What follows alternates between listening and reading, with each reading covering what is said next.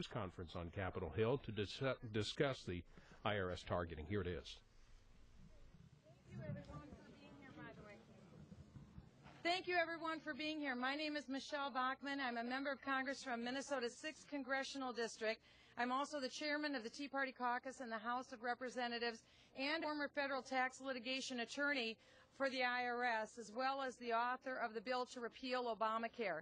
This is a momentous day. 1 week ago today, we held the hearings in the House of Representatives on Benghazi. Questions were asked 1 week ago today. Were decisions made about rescuing Americans in Benghazi based upon political considerations? 1 week ago tomorrow, we found out devastating information again, that the IRS apparently used for political purposes information about people's beliefs, whether they were religious beliefs or political beliefs, potentially to deny people their tax status if they tended to have beliefs that were against this administration. And then we learned subsequently that applications were approved if they had beliefs in line with this administration. Subsequent to the original story, we had an admission from the IRS that they in fact made these decisions. This is extremely troubling because the axiom is the power to tax is the power to destroy. And now with the implementation of Obamacare at hand, and knowing that it is the IRS, the Internal Revenue Service, that will be the enforcing mechanism for this new entitlement program of Obamacare, it's very important to ask, and now it is reasonable to ask, could there potentially be political implications regarding health care, access to health care, denial of health care? Will that happen based upon a person's political beliefs or their religiously held beliefs? These questions would have been considered out of bounds a week ago. Today, these questions are considered more than reasonable and more than fair for the American people. What you will hear today are shocking stories of common people from across the United States who wanted to be able to exercise their First Amendment free speech rights as American citizens. But they were denied those rights. Why? Because their tax status was denied in order to be able to speak out as an organization. We've collected an impressive group of individuals that have very important things to say to you today. We have members of the United States Senate, members of the House of Representatives, but most importantly, we will hear from those people who were victimized by this administration and this administration's policies. And first, I would like to ask to come to the microphone Leader Mitch McConnell, the Republican leader of the United States Senate. Thank you, Mr. Leader. Well, thank you very much, Michelle. Eric Wilson from Kentucky is here, and I first heard about this issue from him in the summer of 2012, and in fact made a speech about the threat of the federal government using the apparatus of the federal government to quiet the voices of critics. At the time, the Washington Post and others said it was just a red herring. Now we know it really happened. These horror stories of the government attempting to quiet the voices of critics is apparently rather rampant. And it's interesting to note that the IRS apparently even gave to a left-wing group, ProPublica, information on one of the conservative groups before their tax status had even been established. This is runaway government at its worst. Who knows who they'll target next? There's going to be a complete and thorough investigation of this in Congress, not only who above may have known about it, but what the rank and file believed was their mission. The truth will come out. It always does. It can come out sooner or later, but I guarantee you we'll find out everything that happened. Thank you so much for the opportunity to be here. Thank you, Leader. Next, we have Senator Rand Paul, also from Kentucky. Senator Paul. There's something profoundly un-American about targeting your political opponents.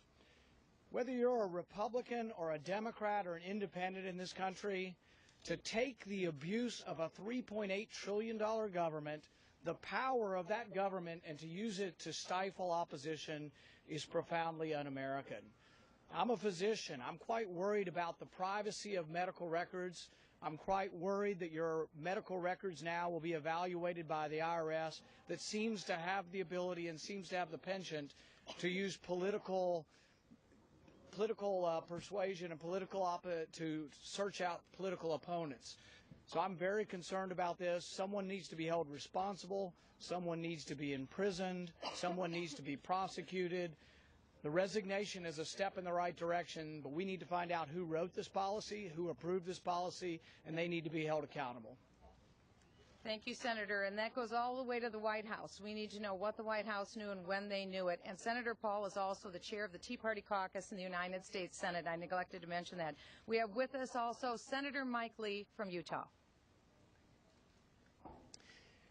These three events that have gotten so much attention over the last few days, IRS, AP, Benghazi, tend to confirm a lot of our worst fears about our government. They tend to tell us what we don't want to believe, but that sometimes might be true, that your government's targeting you, that your government's spying on you, and that your government is lying to you. We need to remember that this isn't just an act of a democratic administration attacking Republicans. It's much, much more than that. This is an act of a political ruling class in Washington, regardless of political affiliation, targeting the American people.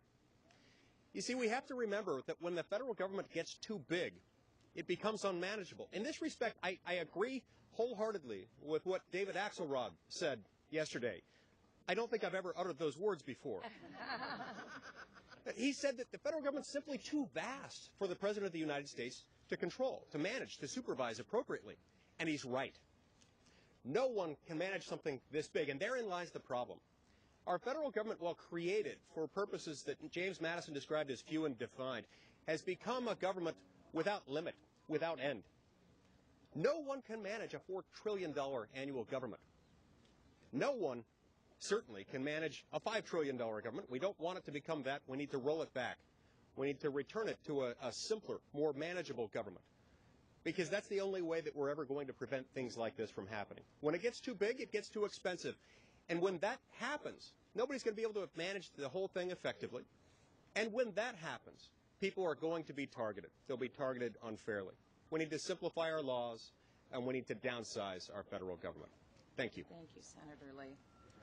A man who has been fearless in asking the tough questions in the last few months of Texas, Senator Ted Cruz. Thank you very much. I'd like to begin by thanking Michele for organizing this, thanking our friends from the House for your leadership on this very important issue, and thanking the men and women from across the country who have come up here to join us today, including a number of Texans, my friends Katrina Pearson, Toby Walker, who've devoted thousands of hours to their lives to trying to turn this country around. You know, Thomas Jefferson told us, when government fears the citizens, there is liberty. But when citizens fear the government, there is tyranny. The last couple of weeks, we've had a series of disturbing revelations, all of which share common elements between Benghazi, the IRS, and the HHS Secretary pressuring private companies to support political efforts to support Obamacare. The unifying themes in those patterns are, number one, an arrogance and view of government, the machinery of government, as a tool for partisan ends, a tool to be put in place in partisan politics to punish your political enemies, and number two, a really dismaying willingness to mislead and to deceive the American people. And I think the American people have every right to expect better. The men and women who are here today are here because they are working to try to hold their elected officials accountable, to hold us accountable. And that is exactly their prerogative, protected in the Constitution, protected in the Bill of Rights, to hold every one of us accountable.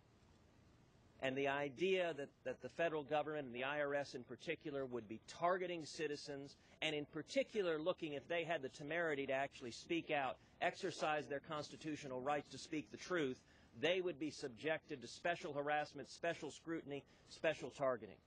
Seems to me there are a great many questions that need to be asked, including who knew about this, who didn't act to stop it, whose favor was being curried doing this. One of the most disturbing stories I've read on the IRS was that confidential taxpayer records were handed over to the co-chairman of President Obama's presidential campaign in the middle of the campaign. If the federal government is being made to behave as if it is an arm of a political partisan campaign apparatus, we are losing the constraints that the Constitution is to put on our government, and I'm so thankful for the citizens who are here today to hold all of us accountable. Thank you, Ted.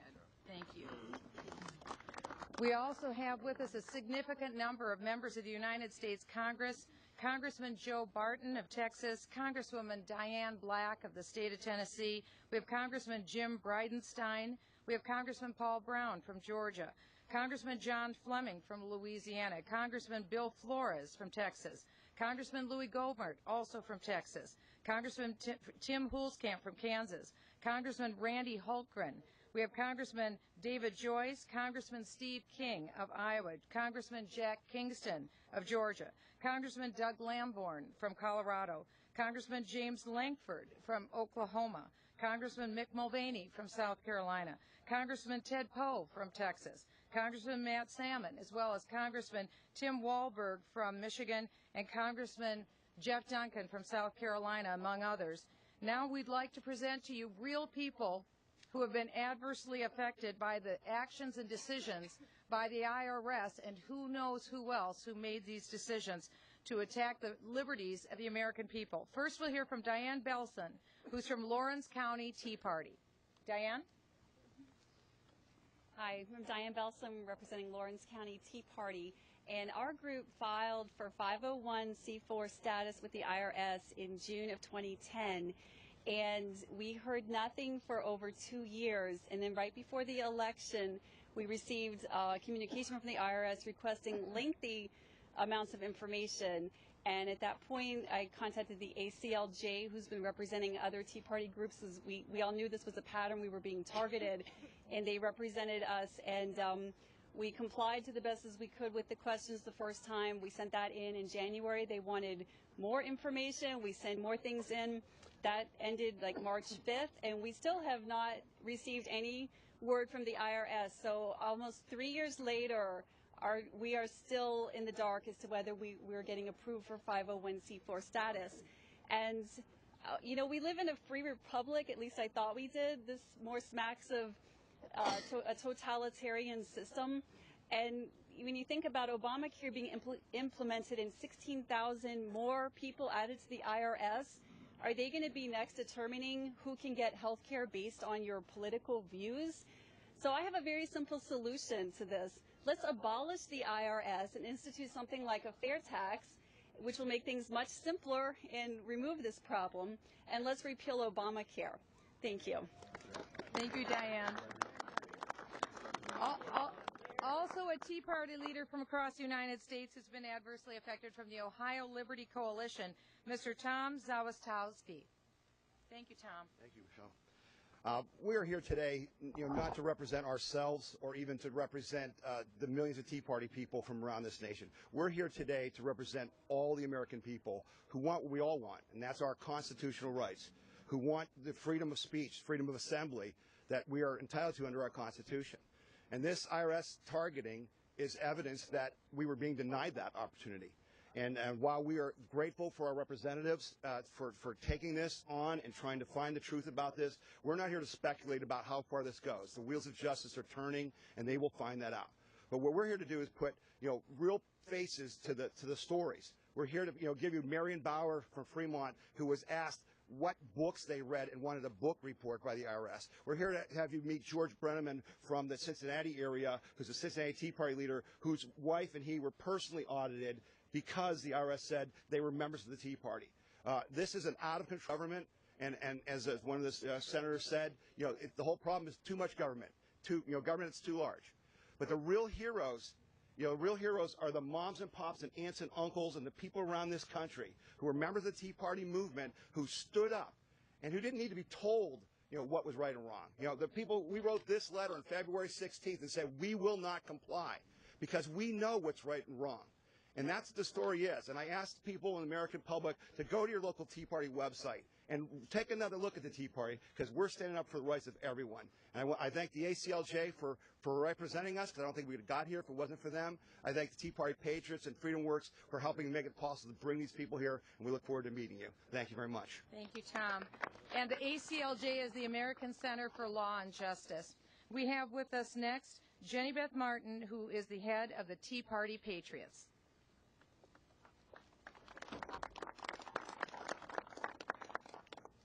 The IRS veneer of impartiality is shattered, and the IRS must be audited. Tea Party Patriots insist on an independent, transparent, outside, and thorough investigation because the IRS cannot be trusted to self-police.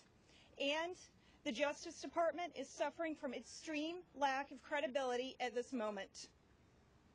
Tea Party groups have been waiting for years for the IRS to treat us fairly and equally. Instead, they have singled us out and discriminated and persecuted us. Government agents have used the IRS as a weapon to silence speech, harass innocent Americans, and perhaps sway elections. It took over a year to get answers from the Inspector General's investigation, which was sparked when Landmark Legal Foundation asked questions in March of 2012. The answers in this week's report only serve to raise even more questions. For instance, who at the IRS began targeting groups? Why were we targeted, but groups with progress in their name were not? We still do not have answers to the most basic questions. All Tea Party Patriot groups have seen from the IRS for the last year and a half are corrosive and deceitful cover-ups and contradictions. In the past week, those lies are coming out for the media and the American public to see as well. The damage the IRS has caused may be immeasurable. There are concrete monetary damages. There are individuals like Justin Bennett Thomas, who the IRS targeted by name. There are groups of volunteers who gave up collectively petitioning their government, and others who never even attempted to apply for tax-exempt status because they saw what other citizens were enduring. There are groups like Tea Party Patriots who, to this day, the IRS is still stringing along. How do we measure the impact of a public who is rapidly losing faith in the IRS and its ability to impartially apply the law in a fair and equal manner to all citizens? It is easy to dismiss theoretical, faceless groups. The pain and suffering that the government inflicted upon our fellow citizens is real and profound.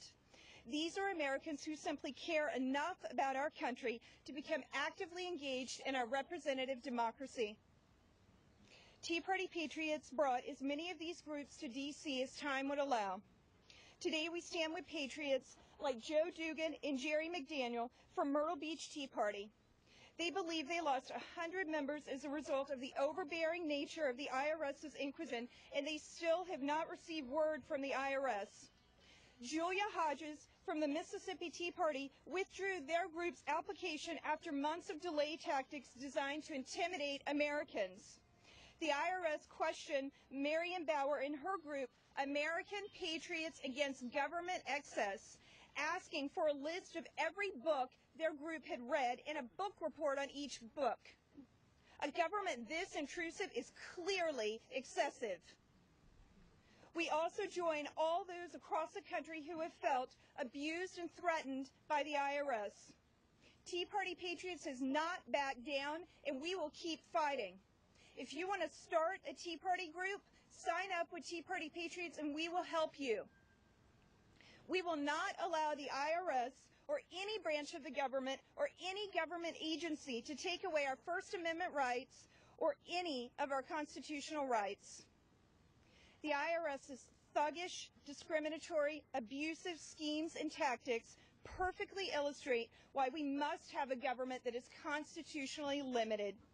Meaning, we must have a government small enough to manage and execute its duties competently and with integrity. And most importantly, a government we, the people, can trust. That's how a constitutionally limited government operates, and that's what Tea Party Patriots has fought for over the last 4 years. The Tea Party movement has been falsely aligned from its inception because it was feared. It was feared because it was an organic, spontaneous uprising against big government, against the bailouts, against the $1 trillion stimulus, and also against Obamacare and Dodd-Frank. This was a spontaneous movement and one that the administration obviously wanted to silence, but it's also important to know what the Tea Party is. They stand for 3 very simple American concepts, and they are these. Number 1, we believe that the American people are taxed enough already. We believe that government should not spend more money than it takes in. And number 3, we believe that the American government should follow the Constitution of the United States. That's what the Tea Party believes. Next, we'll be hearing from Amy Kramer from the Tea Party Express. Is Amy Kramer here? Pardon me? Jordan Sekulow from the American Center of Law and Justice. They've been referenced several times already by individuals. Mr. Sekulow. Thank you, Congresswoman. And at first I want to say thank you to Congresswoman Bachmann, the members of the Senate and the House that are here today standing with people like Tom, one of our clients who got approved by the IRS in January of 2013, a little bit after the election, right, when he applied in 2010, and Diane, who is still waiting. We are now, and we have announced, over about 16 of our clients out of the 27 we have represented since March of 2012 are here with us today.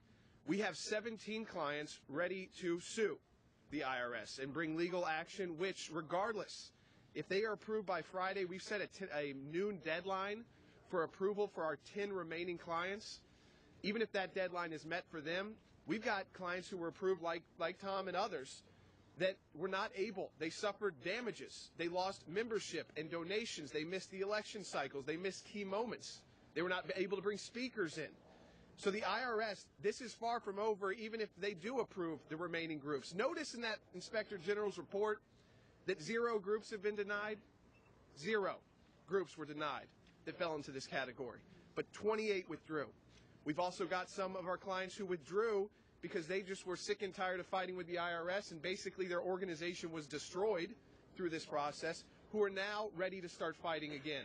So this is far from over, and for any of the organizations out there, if they are interested in taking legal action here, whether they were approved late or they have not been approved, go to aclj.org, give us a call, contact us, send us an email. We represent you. We don't charge for our services. And I have to thank, finally, all of the Tea Party leaders, people like Diane and Tom and the groups we represent, because without them, without our 27 clients and the other groups that spoke out, do you think we would have figured out that this was happening a year ago?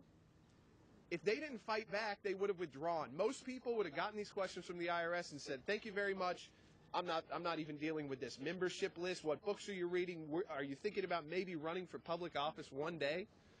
This is not only unconstitutional, it's illegal. The Department of Justice and our government will have to, and our members of Congress can find out if it's criminal, but we're going to handle the civil side of that as well. We have clients who were damaged, whether they got approved 2 and 2.5 years later, or they're still waiting to day one that applied at the end of 2009 that has not yet been approved. Thank you very much to our clients who were brave to take on the IRS, and again, thank you, Congresswoman. Thank you, Jordan. We appreciate your presence.